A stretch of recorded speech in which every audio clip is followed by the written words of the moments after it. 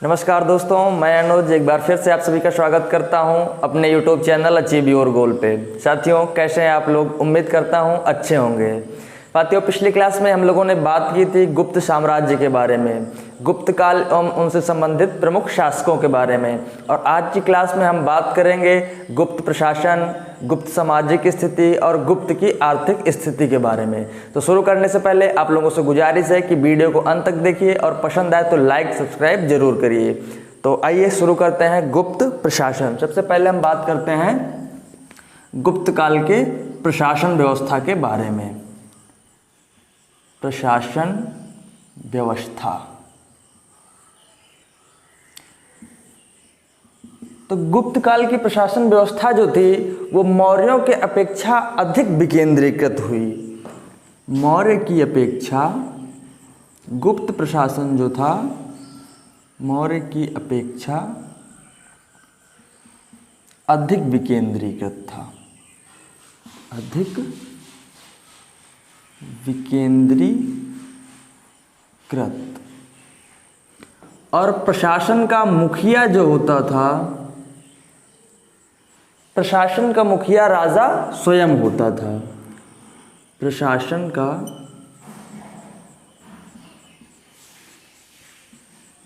सर्वोच्च अधिकारी, सर्वोच्च अधिकारी राजा ही कार्यपालिका, न्यायपालिका और सैनिक मामलों का प्रमुख। अगला पॉइंट है, राजा ही कार्यपालिका, न्यायपालिका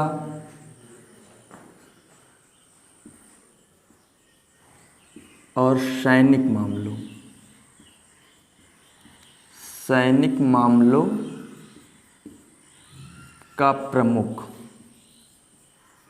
राजा ही कार्यपालिका, न्यायपालिका और सैनिक मामलों का प्रमुख होता था। इसके बाद अगला पॉइंट है आपका अमात्य।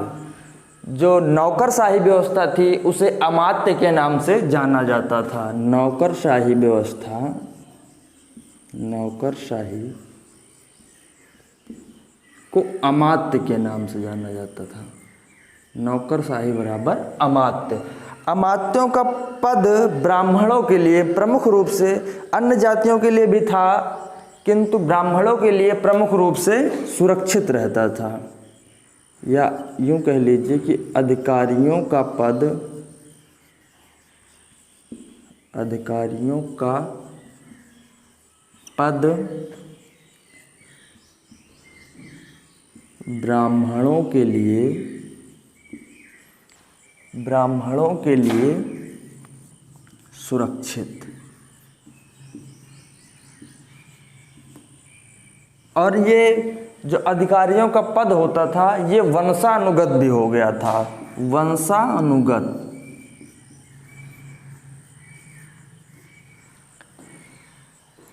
और प्रशासन की सुविधा की दृष्टि से जो गुप्त साम्राज्य था वो कई इकाइयों में विभक्त था। प्रशासन की सुविधा की दृष्टि से, प्रशासन की सुविधा की दृष्टि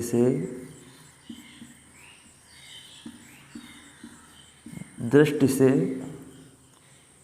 साम्राज्य कई इकाइयों में विभक्त था। साम्राज्य कई इकाइयों में विभक्त, जिसमें सबसे बड़ी इकाई भुक्ति होती थी। भुक्ति, भुक्ति को देश या राष्ट्र के नाम से जाना जाता है। इसके बाद विषय, विषय के बाद वीथी और वीथी से छोटी पैठ और इससे छोटी ग्राम। तो भुक्ति को राष्ट्र के नाम से जाना जाता है। अभी तत्काल में भुक्ति सबसे बड़ी इकाई अर्थात राष्ट्र। विषय जो होता था ये जिला होता था, जिला। वीथी तहसील। और पैठ ग्राम से थोड़ा बड़ी इकाई होती थी, इसे ब्लॉक के तौर पे समझा जा सकता है, विकास खंड या ब्लॉक। और सबसे छोटी ग्राम। इसमें ये पूछा जा सकता है, क्वेश्चन बनता है आपसे कि गुप्त काल की प्रशासन व्यवस्था के अंतर्गत सबसे बड़ी इकाई कौन सी थी। तो सबसे बड़ी इकाई जो थी वो भुक्ति थी और सबसे छोटी इकाई जो थी ग्राम थी। तो गुप्त प्रशासन व्यवस्था से संबंधित ये कुछ इंपॉर्टेंट पॉइंट थे, जैसे मौर्यों की अपेक्षा गुप्त प्रशासन जो था वो अधिक विकेंद्रीयकृत था और प्रशासन का सर्वोच्च अधिकारी राजा स्वयं होता था। और इसके बाद राजा ही कार्यपालिका, न्यायपालिका और सैनिक मामलों का प्रमुख। इसके बाद नौकरशाही को अमात्य नाम से जाना जाता था, नौकरशाही को अमात्य नाम से। और अधिकारियों का पद या अमात्यों का पद ब्राह्मणों के लिए सुरक्षित होता था। और इसके बाद वंशानुगत, ये पद वंशानुगत हो गए थे। प्रशासन की सुविधा की दृष्टि से साम्राज्य कई छोटी छोटी या छोटी बड़ी इकाइयों में विभक्त था। तो सबसे बड़ी इकाई जो थी वो भुक्त थी और सबसे छोटी इकाई जो थी वो ग्राम या गांव थी। इसके बाद बात कर लेते हैं इसके सामाजिक स्थिति या सामाजिक संगठन के बारे में।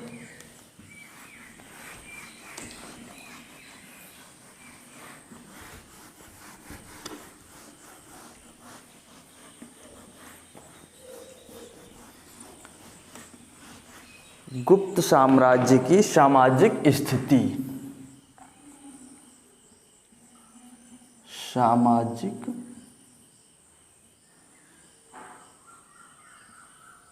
स्थिति। उस समय का समाज जो था वो वर्ण व्यवस्था पे आधारित था। समाज वर्ण व्यवस्था पे आधारित था। वर्ण व्यवस्था पर आधारित। वर्ण के साथ साथ उस समय का समाज कई जातियों एवं उपजातियों में विभक्त था। जैसे इससे पहले के काल में क्या होता था कि सिर्फ वर्ण व्यवस्था अर्थात ब्राह्मण, क्षत्रिय, शूद्र और वैश्य के अलावा जातियों का प्रचलन नहीं हुआ था। लेकिन गुप्त काल आते आते यही जो चार प्रमुख वर्ण थे इनके अंदर कई जातियों एवं उपजातियों का उदय हुआ। चार प्रमुख वर्णों के साथ साथ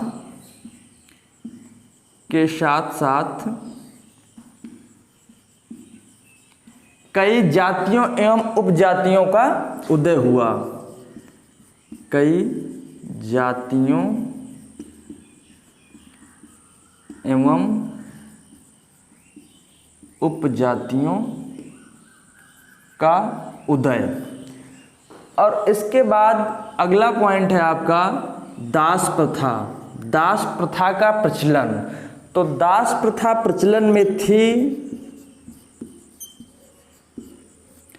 इसके प्रमाण हमें मिलते हैं नारद स्मृति से। नारद स्मृति में कुल मिलाके 15 प्रकार के दासों का वर्णन किया गया है। नारद स्मृति में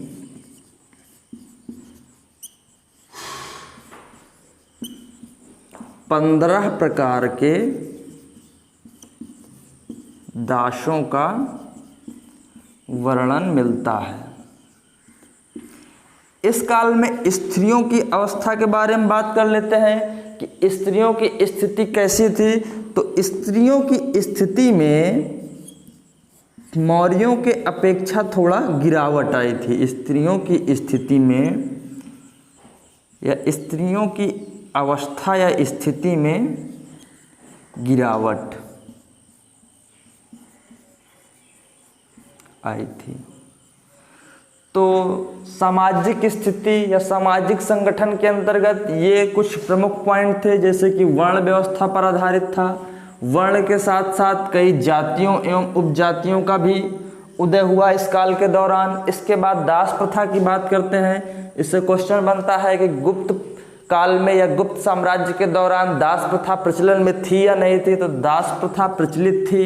दास प्रथा का प्रचलन था और इसकी जानकारी हमें नारद स्मृति से मिलती है। नारद स्मृति में कुल 15 प्रकार के दासों का वर्णन मिलता है। और बात करते हैं स्त्रियों की स्थिति की, तो स्त्रियों की स्थिति में थोड़ा गिरावट आई थी पिछले काल या मौर्य कालियों की अपेक्षा। अब इसके बाद हम बात कर लेते हैं आर्थिक स्थिति या आर्थिक व्यवस्था के बारे में। गुप्त काल की आर्थिक व्यवस्था किस प्रकार थी?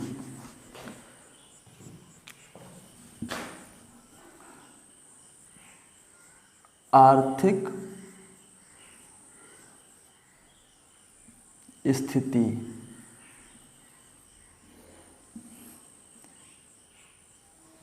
तो गुप्त काल की आर्थिक स्थिति जो थी वो कृषि आधारित थी, कृषि पर आधारित थी या भूमि पर आधारित थी। भूमि पर आधारित अर्थव्यवस्था, अर्थव्यवस्था भूमि पर आधारित थी। अर्थात ये कहा जा सकता है कि कृषि की प्रधानता थी या आर्थिक व्यवस्था जो थी वो कृषि पे आधारित थी। और इस समय कुछ विशेष प्रकार के कर लगाए गए थे, उनके बारे में जान लेते हैं कि राजा की आय में जो बढ़ोतरी होती थी या राजस्व जो एकत्रित होता था वो किन प्रकार के करों से या किस प्रकार के टैक्सों से एकत्रित होता था। तो कुछ प्रमुख कर हैं, कुछ प्रमुख कर, उनके बारे में देख लेते हैं। जैसे उद्रंग,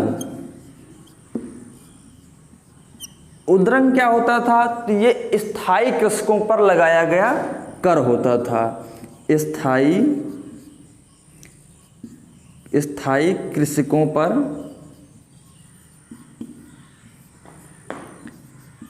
लगाया गया कर।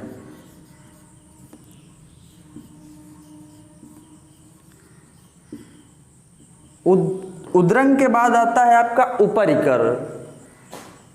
उद्रंग जो होता था वो स्थायी कृषकों पर लगाया गया कर होता था और इसके बाद ऊपरी कर आता है।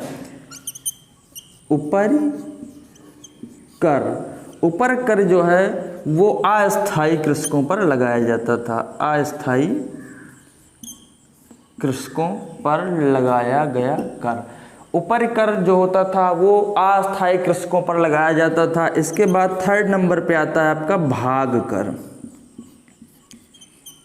भाग कर क्या होता था? कृषि पर या भूमि पर या कृषि उपज का 1/6, कृषि उपज का 1/6 जो राजा को दिया जाता था या राजा द्वारा या प्रशासन द्वारा वसूला जाता था।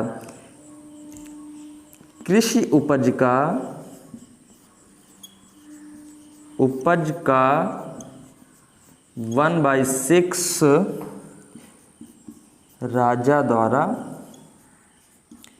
वसूला जाता था। इसके बाद एक अन्य कर है हलदंड।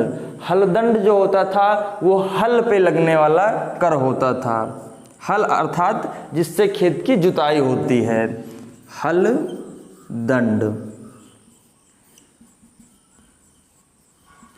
हल पर लगने वाला टैक्स या कर।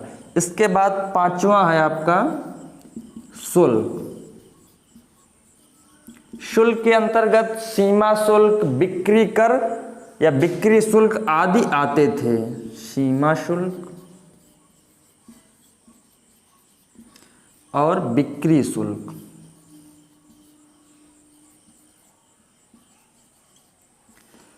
तो गुप्त काल में कुछ प्रमुख प्रकार के कर लगाए गए थे जिनसे राजस्व की प्राप्ति होती थी। तो उद्रंग अस्थायी कृषकों पर लगाया गया कर, ऊपरी कर अस्थायी कृषकों पर लगाया गया कर और इसके बाद भाग कर। भाग कर प्रमुख है क्योंकि कृषि उपज का 1/6 राजा द्वारा वसूला जाता था। और इसके बाद हलदंड। हलदंड जो है ये हल पर लगने वाला कर होता था। शुल्क, शुल्क जो है वो सीमा शुल्क और बिक्री शुल्क के अंतर्गत वसूला जाता था। तो ये गुप्त प्रशासन से संबंधित उनकी आर्थिक व्यवस्था, राजनीतिक व्यवस्था और सामाजिक व्यवस्था से जुड़े कुछ पॉइंट थे। मिलते हैं नई क्लास में नए टॉपिक के साथ, तब तक के लिए नमस्कार, जय हिंद।